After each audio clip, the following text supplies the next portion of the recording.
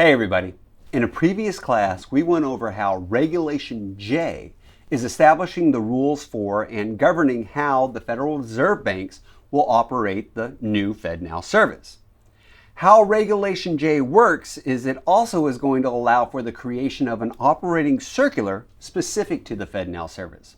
Well, there is more legal and regulatory considerations that Regulation J is establishing for anyone working with the FedNow service that you need to be aware of. First, within Regulation J's new subpart C, it incorporates the provisions of UCC Article 4A, which govern the rights and responsibilities of parties to funds transfers, at least to the extent that they are consistent with subpart C's express provisions of this. This is important as we see UCC Article 4A. Wait, what is UCC Article 4A? That's a great question. You see, UCC Article 4A, it governs funds transfers. It establishes the rights and responsibilities of the parties to a funds transfer, including a party's payment obligations and allocation of risk of loss for unauthorized or improperly executed payment orders. UCC 4A is most widely known for governing what we refer to as wholesale commercial credits, which historically included wires and ACH transactions for use by businesses. Yep, I said that's for businesses. This is where we have typically seen UCC 4A applied. Also, it's important to note that UCC 4A is a state-level law and Regulation J is a federal regulation, and that it is incorporating UCC 4A for use within the FedNow service. Now, by incorporating UCC Article 4A, this now provides important rights upon financial institutions.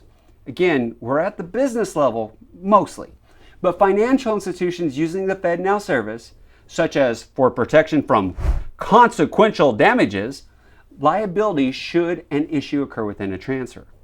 The Federal Reserve Board believes this protection will enable FedNow participants to offer instant payment services at lower cost and with that greater speed. Also, Regulation J, subpart C provides that UCC Article 4A applies to all FedNow transfers, even those potentially meeting the definition of what we call an Electronic Funds Transfer Act under the Electronic Funds Transfer Act, or EFTA.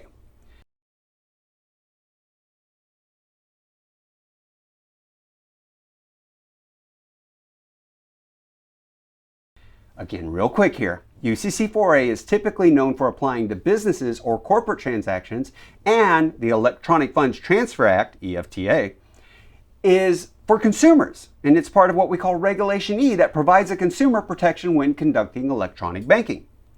You will hear in the industry that the Electronic Funds Transfer Act provides certain protections with respect to electronic funds transfers on consumer accounts, and it still will. In our new rule within Regulation J, it says, should any inconsistency arise between the requirements of the Electronic Funds Transfer Act and subpart C, the Electronic Funds Transfer Act will win to the extent of any inconsistency.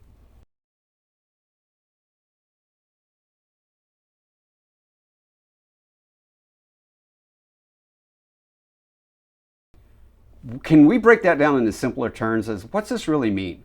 Well, let's say we have a situation where a FedNow funds transfer is subject to Electronic Funds Transfer Act. This would be an electronic funds